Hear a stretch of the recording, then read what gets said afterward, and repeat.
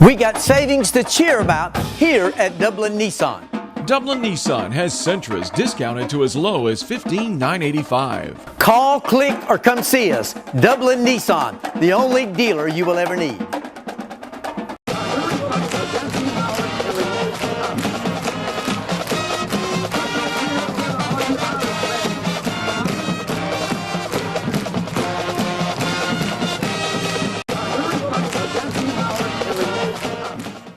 Welcome, ladies and gentlemen. We want to appreciate you tuning in to the Dublin High School Coaches Show. We're a little bit off kilter this morning. Mr. Stan was not able to make it in for us this morning to do the show, and we miss him and hope everything's going all right.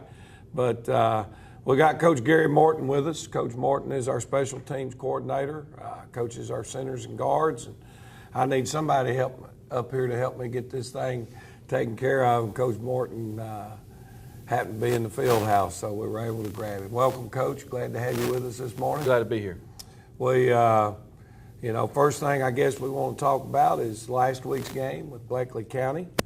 We were able to come out of that with a 19-6 win, which was big for us, being the region game and being able to, right at this point, keep ourselves in a situation where we're 2-0 in the region and still sitting up top. As long as we can continue to win, we can stay there. And, of course, we'll talk in the last segment about the big showdown this week in Eastland, and that one has a lot of region ramifications. But let's go back and look at Bleckley. Coach, if you would, kind of share with some people a little bit about our offensive line overall's performance and how you felt like those young men played. Well, I thought we played well up front. Of course, we're going to make mistakes throughout the game, but all in all, I thought our assignments were good. I thought Barrett Wiley played really well at center. I thought this was his best game yet, which is good because he's only a sophomore. We're still getting good production out of Jalen Carter, another sophomore, and I thought Bruce played pretty good too. Bruce is a two-way player, and he's not going to take a break on either side of the ball. And Bruce is a senior. Bruce is a senior. Right guard for us. Right guard, and he also plays defensive end and some D tackle and stuff like that. So, he's one of those kids that's not going to come off the field. And I thought our tackles played pretty well too. And go back to our tight ends. You had Jaquez Evans, who played phenomenal, and he played great on the defensive side also. And then Dariso at left tackle played well. I thought we gave our backs, enough holes to where we could control the football. I thought one area that we need improving in, of course, is pass protection. And of course, that's what we got to work on. In fact, we're going to work on that today in football practice, our protection stuff. But I thought our run game stuff was really well. I thought we controlled the ball most of the game, and we got on them quick and was able to, like I said, with what we do offensively. You give us a 13-0 lead, and I thought we controlled the game from that point on. Yeah, and for our fans, and I know we're well aware of it, and we've talked about it. So it's one of the things we talked to our players about last week. Our passing game is an area that's got to get better. There's no question about that, and it's got to get better in a three-way street. Our receivers have got to do a better job of being exactly where they need to be on the timing and the throws. Our quarterbacks have got to throw on time. And then our offensive line has got to be more consistent in their protection. But I want our fans to know that we're out there the other night watching the game. A couple of the issues that happened in the pass protection, it wasn't on our players. Right. It was a scheme thing where us as coaches have to assume the responsibility. We have certain calls and things that we have to make based on the defensive front that we see. We got pressure twice and we had open receivers. Mm-hmm. But they were in a different defensive scheme than what we thought they were in. Had we aligned in a different offensive formation, we would have been able to protect it. So that was one of those things where it was on us and not on our players. And But overall, we've just got to get better in our, passing game. As far as our run game, I felt like our running backs executed well. Our fullback play, although we didn't dominate in yardage with our fullbacks, man, their blocking all night long was phenomenal, and that's Jermaine Cooley and Stacy Sharp did a tremendous job there. We had our normal balance in our H-back position, which is our left halfback. Cortavius Mitchell had a good night there, and we were able to move Greg Jones over to that spot a little bit. Montarian Carswell got a few more reps at wing back the other night. Had a touchdown run, did some good things for us there, and we thought that that was real important. And Andrikas Rollins, had some tremendous runs the other night. I think he might have led our team in rushing with 84 yards on 7 carries, and that was a big night and a touchdown. So one area that was disappointing, the game really could have gotten out of hand in our favor, I think, in the fact that we fumbled on about the 1 foot line going in. Could have put us up 26-0 at that point, and might have kind of been the nail in the coffin, really, had we been able to do that. But the fumble occurred because a young man from Bleckley County put the helmet on the football with a good contact. So I don't think it was a lack of trying to secure the ball, was caused by any type of carelessness. I think it was just a good play on Bleckley County. Number 21, what's the young man's name? Butler. Butler, good football player, no doubt about it. When we talk about special teams, I thought there were good and bad in our special teams the other night, which has kind of been the theme of this football team to this point this year. One thing for our fans out there, which was tremendous news for us in the kicking game, our kicker, who we thought was gone for the year with an ACL, got some good news when his MRI came back. He does not have a torn ACL, and we hope to be able to get him back within the next week. Couple weeks, week or two. So if we get him back, that could help. But Jaquez Evans did a good job the other night with the place kicking. We did miss an extra point, and that kind of put us in the hole. When we talk about defensively, first thing is our defensive coaches had a phenomenal defensive game plan. Rusty Waters being the defensive coordinator. They had, I thought, Bleckley County pretty well tabbed. We were in the right calls at the right time. Tyler Strickland, the opening drive, picks one and runs it back. 5 plays later, we're in the end zone.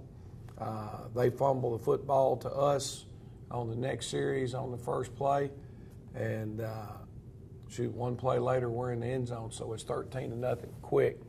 I thought our defensive line controlled the line of scrimmage. Our secondary were where they needed to be, when they needed to be.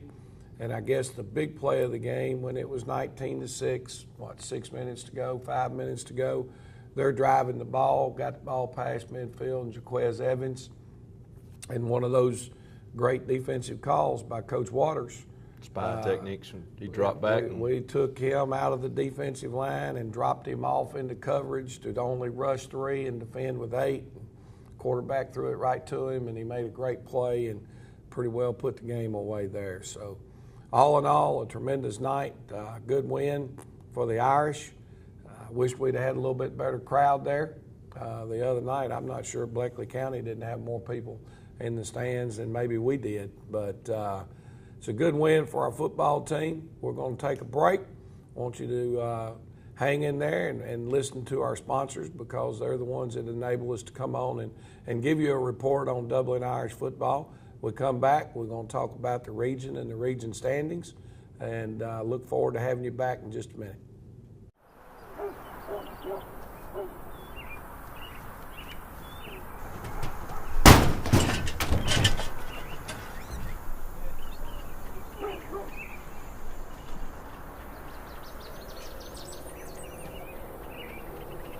0% financing, and we'll just add it to your bill. Start saving today. It only makes sense. The City of Dublin Natural Gas. Allen's Heating and Air is your licensed Amana equipment dealer. Trust Allen's Heating and Air to install and service your heating and air conditioning unit. Allen services all brands. With the purchase of a new Amana unit, you'll get a lifetime warranty on the compressor. Allen's Heating and Air. Call Sean Clark or any of his friendly staff at Allen's Heating and Air. Amana Heating and Air Conditioners. Last and last and last. Dr. Jackson Fordham is a proud sponsor of local high school football on TV 35. Dr. Fordham is located in his new office at 204 Fairview Park Drive. His experienced staff is ready to serve you today. So call and make an appointment at 272-4051. For all your dental needs, count on Dr. Jackson Fordham. Real people, steel people. Professionals demand dependability on the job. Homeowners expect long-lasting value. And servicing steel dealers provide friendly, knowledgeable support. Right now, pick your power, fuel, or battery and get a great value on a steel blower, starting at just $129.95. Get yours now, only at your local steel dealer. Visit steeldealers.com or search STIHL. Cullen Supply and Engine Service, your steel dealer at 826 South Harris Street in Sandersville and 910 East Jackson in Dublin. Welcome back, ladies and gentlemen. It's time to kind of catch everybody up on Region 3AA, games of last week, where it stands, and how people are shaping up. And I guess, Coach Morton, the first game last week was Washington County and East Lawrence. East Lawrence, and I think Washington County got out of there, what was 56-0. 56-0. Joel Ingram, you know, people were throwing question marks up, I think, over there at Washington County early in the season. Well, their early season schedule was pretty big. I don't think anybody in our region could have gone 4-0 with that schedule. I mean, Yeah. Jones and Burke were definite losses for anybody in our region. I think you're probably right. And I think Evans is a toss-up, which they won, and then you know, they lost. Baldwin is probably one they'd like to have back. Yep. Who knows what they were looking at injury-wise and that type of thing in that game. But that was the one that kind of got away from them that you wouldn't have expected to happen. But now they're in region play and looks like they're hitting on all cylinders. They are. So I guess now Washington County is 1-0 in the region. Right. Because they had the open date the first week. That's right. East Lawrence fell to 0-2. 0-2. In the region. The next game last week was our opponent coming up, Dodge County, and they went and played Northeast Macon in Northeast. I think the score was 38-13, 38-14, and so that now puts Dodge County at 2-0. Right. And we're at 2-0, playing those guys, of course, this week. Northeast Macon fell to 0-2. That's right. Northeast has lost to Bleckley County and Dodge County. So that's where they stand. The third game of last week, well, that was it, with us being the third game. So Southwest had the open date. So if I'm on schedule right now, Dodge and Dublin are both 2-0. Right. Washington County is 1-0. Correct. Southwest Macon would be 0-1. 0-1. Then you've got Northeast and East Lawrence are at 0-2. And Bleckley's 1-1. And Bleckley County would be 1-1. So, you know, another mid-season game this week that's really going to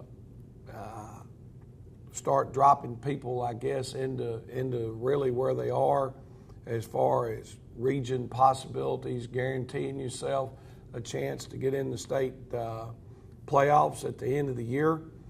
Dublin and Dodge, big game. Both of us are 2-0, so somebody's coming out this week with a loss.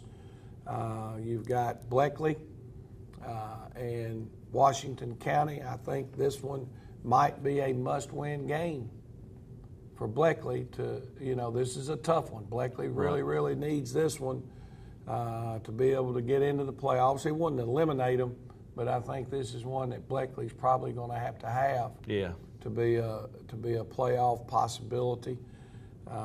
Washington County still has enough left because they had the open round there in week 1. So they're kind of a game behind. But if Washington County can get this one, it'll be a big one for them also. There's no question. Then East Lawrence this week is, help me again. They're off. They're off. Okay. So that kind of way, I guess that's it in the region. Southwest plays Northeast. Right. Northeast is going to need this one being 0-2. If they fall 0-3, they're probably pretty much, I would think they would. It's going to be tough to come back from 0-3 start. In region play. In region play to make the and have playoffs. an opportunity to make the playoffs. So that's where we stand right now in Region 3 AA, guys, and we're going to take our second break, and we'll come back, talk about the Dodge County Indians. I want to thank you for sending Matt Hatchett to the Georgia General Assembly. He's an outstanding member, and I selected him to be one of my floor leaders. And he's done an outstanding job trying to get legislation through the General Assembly, and we have some good things to show for it. One of the largest tax cuts in the history of the state of Georgia, reform of our criminal justice system, and many other important initiatives that Matt has been an important part of getting that passed. What if there was a paint that had the power to awaken something old, or painfully dated, or something you simply thought was lost forever, because it could form a strong bond regardless of age? If a paint could give any time-worn surface stunning new life, you have to wonder, is it still paint? Regal Select Exterior from Benjamin Moore. Quality products and installation since 1985. That's 4 Seasons. At Farmers State Bank, we believe leadership is the ability to help others solve problems. So we come to work every day with a common goal in mind, to help you succeed. Farmers State Bank is proud to be a leader in our community, providing banking services to businesses and individuals just like yours for generations. Farmers State Bank, your personal banker, with locations on Veterans and Hillcrest in Dublin and on Birch Street in Cadwell. Member FDIC and an equal housing lender. Farmers State Bank, a leader in the community. All right, welcome back, ladies and gentlemen. And now we'll kind of get down to the part probably most of you really want to listen to anyway, and that's kind of talking about our next game we've got coming up, and it's the Dodge County Indians over in Eastman Friday night at 7:30 in a Region 3 AA game against the 2 teams right now that are 2-0 in region play. I'll start out, we'll talk about Dodge defensively and let Coach Morton kind of give you a little rundown of what to expect from Dodge's front 7 and the matchup problems that those guys propose for us. So, Coach, give our fans a little bit of rundown on Dodge defensively. Schematically, they're an 8-man front team. They'll play a split middle, and then they'll play what I call 7-31, 6-31. They'll play a split on one side and a wide tackle on the weak side. I'm very, very familiar with that defense. That's what I was raised. That's what I cut my teeth on, basically, back in the 90s is running that defense, and that's what we ran at East. You know, that was what we called our base fronts. So I'm very familiar with that part of it. They will slide to a 50 at times. So we've got to be prepared for an odd front and even front, and that poses a bit of a problem. We have rules that we have to go by, and when you have odd and even fronts, you have to know basically every rule on every play. You can't cut out the odd rules on, Exactly. You can't cut corners. You can't block defenses. Right. You have to block your rules, because if you say I got this guy, that's right, and they move that guy, well, your rules change. That's right. And it sounds easy, but when you get into the flow of a game, and let's say this guy's rule is lead influence, okay, and all he's been doing all game long is influencing. Well, the minute they jump to a nose and you have to lead, that poses a problem, because that has got us in the past 3 or 4 weeks because of I guess us getting kind of excuse me, lackadaisical, lazy. Repetition. You with do the something, rules. I mean, you do something over and over and over, and then all of a sudden it changes, and you subconsciously don't follow your rules, and That's you right. mess up. And that's the little things, the discipline. I think that good offensive teams are able to overcome that for the most part. But personnel-wise for Dodge County, I know aggressive. But I mean, I think their three techniques are good. Their D tackles are good, but to me, their best defensive lineman is 35. That's my opinion. Mm-hmm. He's that weak side 5 technique. He was all region as a sophomore. Strong, aggressive. Yeah, kid. last year, after we played them, when I was at Bleckley, we played them. I hung around the gate because I was up top on the booth, and I wanted to see how big the kid was. So I stayed right there. He was as tall as me or an inch taller, and he's probably 210. He looks good.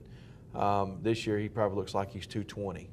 And muscle. Yeah, all 6'1", muscle. 220, and he's very athletic. So, very impressed with that kid. He's a sophomore. I think his last name is Johnson, Jaden Johnson or something like that. Their linebackers fit well. They run well. Typical Dodge County linebackers, not the biggest guys in the Right. world. They'll give up a little bit of size in there at linebacker. But they're I physical. think, for the tough kid Yeah. that's going to run to the football and put his face on you, and then that appears to be what Dodge has. And also their outside linebackers, to me, are very disciplined football players that are always where they need to be. Not going to get fooled. Not going to get fooled.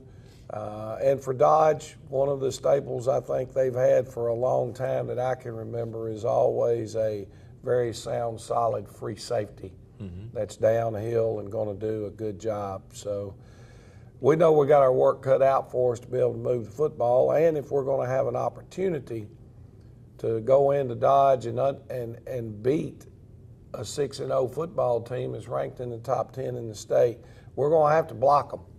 And we're going to have to execute from our offense. And I think Dodge's offense complements their defense. And what I mean by that is Dodge offensively is still the old Dodge, but they're doing it out of shotgun. So it gives the illusion that, hey, we're running the spread. But in all reality, they're doing the same thing that they've always done under center, except out of the gun.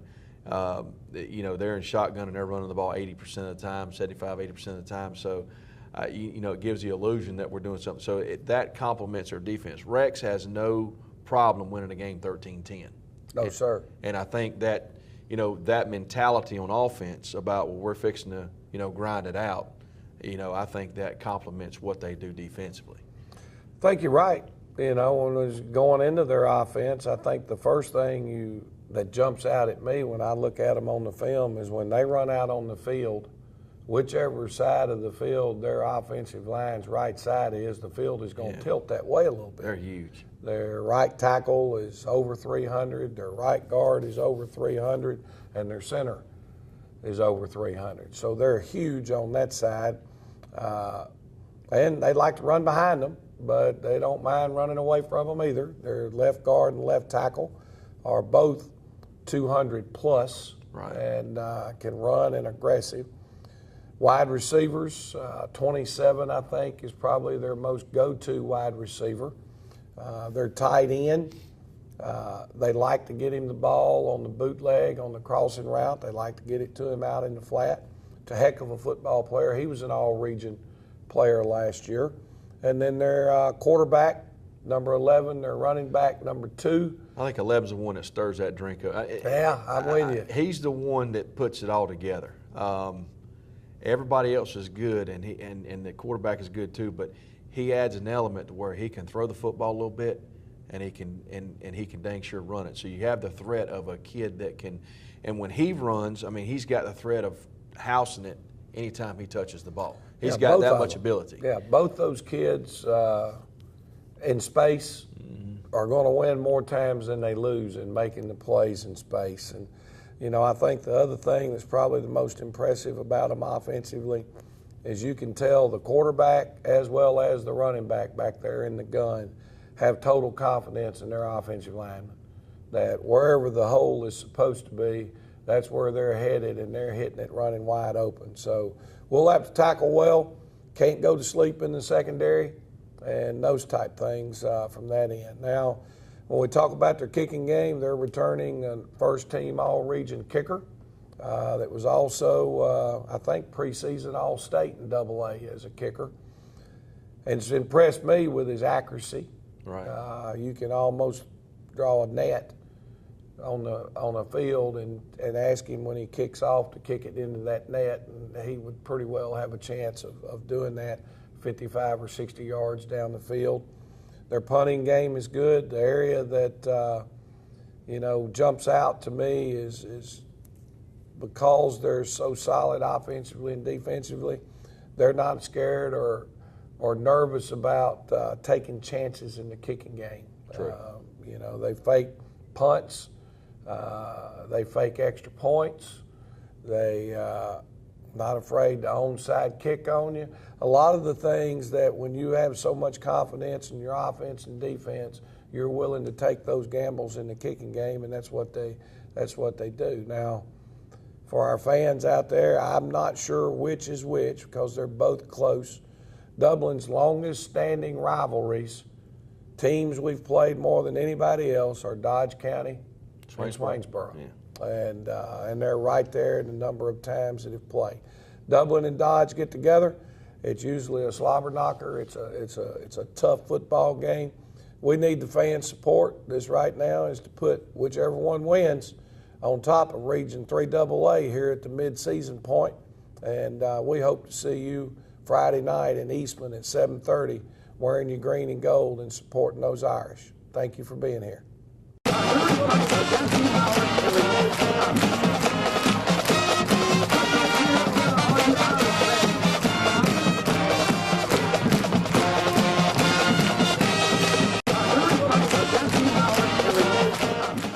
A lot of people don't know that Nationwide Insurance is the largest farm insurer in the country. Is your irrigation or your equipment insured at actual cash value, or is it insured at replacement cost? How will the actual cash value actually be determined? By market value, which you can buy a used piece of equipment on the market for, or at some formula your insurance company has come up with? Replacement cost, is it at what it would have been at the current model or the new model? Don't find out at the time of a claim. Call us and let us go through it with you to help make sure that you're insured getting the most value for your dollar. Are your barns, equipment sheds, other structures covered properly? Is your livestock? Is your chemical in storage? Are your fuel tanks, your nitrogen tanks? Are all these items covered? Have you ever been asked? That's what we do when we come to your farm, because we're on your side.